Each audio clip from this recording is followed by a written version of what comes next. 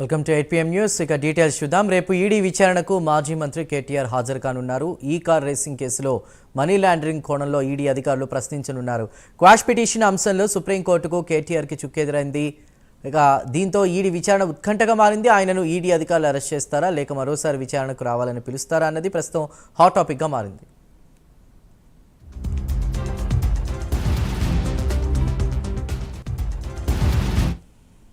ఇదిలా ఉంటే ఫార్ములా ఈ కేసులో కేటీఆర్కు మరోసారి నోటీసులు ఇచ్చేందుకు ఏసీబీ సిద్ధమైంది. ఆయనతో పాటు అరవింద్ కుమార్, బిఎల్ఎన్ రెడ్డిలకు మరోసారి నోటీసులు ఇచ్చే యోచనలో ఉంది. సుప్రీంకోర్టులో కేటీఆర్ క్వాష్ పిటిషన్ ఉపసంహరించుకోవడంతో నోటీసులపై ఏసీబీ ముందుకు వెళ్లే అవకాశం ఉంది. ఇప్పటికే ఈ ముగ్గురిని ఏసీబీ ఒక దఫా పిలిచి ప్రశ్నించింది.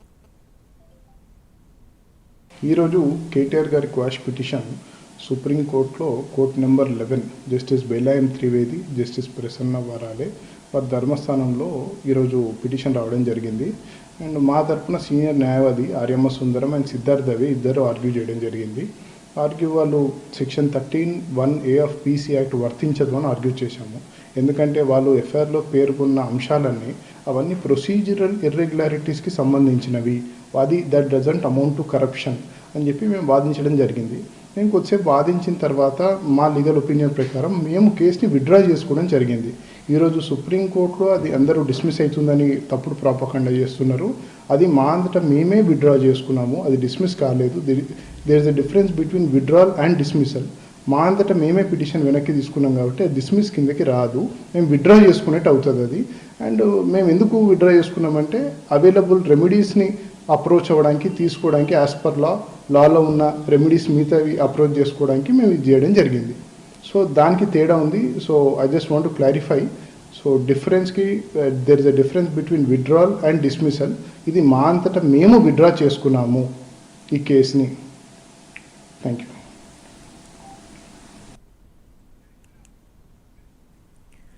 రేపు ఈడీ విచారణకు మాజీ మంత్రి కేటీఆర్ హాజరు కానున్నారు. ఈ కార్ రేసింగ్ కేసులో మనీ లాండరింగ్ కోణంలో ఈడీ అధికారులు ప్రశ్నించనున్నారు. మరింత సమాచారాన్ని మా ప్రతినిధి కుమార్ అందిస్తారు.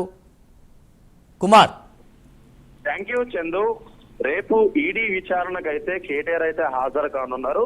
ముఖ్యంగా ఫార్ములా ఈ కార్ రేసుకు సంబంధించి ఇప్పటికే ఈడీ అధికారులు కేటీఆర్ కు ఒకసారి అయితే నోటీసులు అయితే జారీ చేశారు. కాకపోతే అప్పుడు హైకోర్టు క్వాష్ పిటిషన్ పెండింగ్ లో ఉన్న నేపథ్యంలో తనకు సమయం కావాలంటూ కూడా ఇటు ఈడీ అధికారులు కోరిన నేపథ్యంలో ఈడీ అధికారులు కూడా సానుకూలంగా స్పందించి ఈ నెల 16 అంటే రేపు ఈడీ విచారణకు హాజరు కావాలంటూ కూడా ఈడీ అధికారులు నోటీసులు జారీ చేశారు. ఈ నేపథ్యంలోనే రేపు ఉదయం 10 గంటల కల్లా ఏదైతే ఈడీ ఆఫీస్ కి అయితే కేటీఆర్ అయితే చేరుకుంటారో ఆ తర్వాత ఈడీ విచారణ అయితే ప్రారంభం కానుంది. ముఖ్యంగా ఫార్ములా ఈ కార్ రేస్ కి సంబంధించి 2022 నుంచి అలాగే 2024 అంటే 2024 నిర్వహించాల్సిన ఫార్ములా ఈ కార్ రేస్ ఒప్పందం 2023లో జరిగింది కాబట్టి అప్పటి వరకు కూడా ఏం జరిగిందనే దానిపై పూర్తిగా క్వశ్చన్లు అయితే వేయనున్నారు.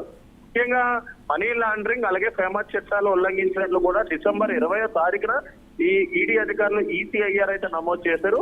ఈసీఐఆర్ లో మొదటగా A1 కింద కేటీఆర్, A2 కింద అరవింద్ కుమార్, A3 కింద బిఎల్ఎన్ రెడ్డి వీళ్ళ ముగ్గురు పేర్లు చేరుస్తూ కూడా ఏదైతే ఈడీ అధికారులు ఆ కేసు నమోదు చేసిన నేపథ్యంలోని మొదటగా బిఎల్ఎన్ రెడ్డికి అలాగే అరవింద్ కుమార్ కి ముఖ్యంగా 2-3 తారీఖుల్లో ఈడీ విచారణకు హాజరు కావాలంటూ నోటీసులు జారీ చేశారు. కాకపోతే వాళ్ళు సమయం కోరిన నేపథ్యంలోని 8-9 తారీఖుల్లో వాళ్ళని అయితే విచారించారు.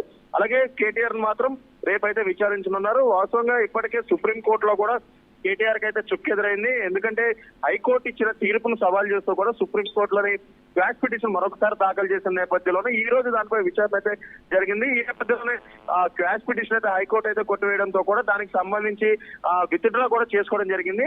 ఇప్పుడు ఈడీ విచారణ అనేది చాలా కీలకంగా మారనుంది. ఎందుకంటే ఇప్పటికే ఏసీబీ అధికారులు కేటీఆర్ అయితే విచారించారు. అలాగే ఈడీ అధికారులు మొట్టమొదటిసారి కేటీఆర్ అయితే విచారిస్తున్నారు. ముఖ్యంగా మనీ లాండరింగ్ ఫేమా చట్టాల ఉల్లంఘనకు సంబంధించి కొన్ని ఆధారాలు కూడా ఇప్పటికే ఈడీ అధికారులు సేకరించిన నేపథ్యంలో దానిపై పూర్తిగా ప్రశ్నలు అయితే వేయనున్నారు. ఇప్పటికే 55 కోట్ల నిధులు మళ్లింపు అంటే అగ్రిమెంట్ అవగానే నిధులు మళ్లించిన నేపథ్యంలో ఇటు కేబినెట్ ఆమోదం అలాగే ఆర్బీఐ గైడ్ లైన్స్ పాటించకుండా ముఖ్యంగా అమౌంట్ ట్రాన్స్ఫర్ చేశారు కాబట్టి దానిపై పూర్తిగా విచారించనున్నారు. అలాగే మరొక పక్క ఒకవేళ అగ్రిమెంట్ కన్ఫర్మ్ అయితే గవర్నర్ కూడా ఆ ఫైల్ అయితే పంపలేదు, దానిపై కూడా ఈడీ అధికారులు అయితే విచారించనున్నారు. ఇప్పటికే ఏసీబీ అధికారులు కూడా దీనిపై పూర్తిగా విచారించారు. మరొకసారి విచారించేందుకు కూడా ఏసీబీ సిద్ధమవుతుంది. ఈ నేపథ్యంలోనే రేపు ఈడీ విచారణ మాత్రం చాలా కీలకంగా మారబోతుందనే చెప్పొచ్చు Chandu. Right Kumar, thank you for the updates.